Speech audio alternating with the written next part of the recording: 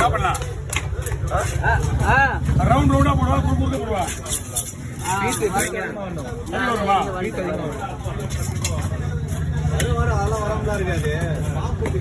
ரமேஷ் நான் மீன் கேட்டேன் காலையில் நம்ம சைடு பக்கத்தில் கேட்டேன்.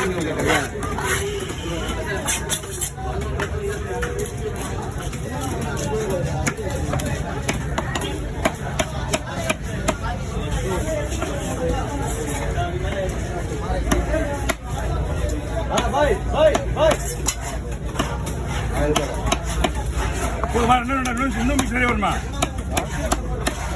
அதிகமாக நல்லதாக இருக்கும். நல்லா இருக்கும். ஓகே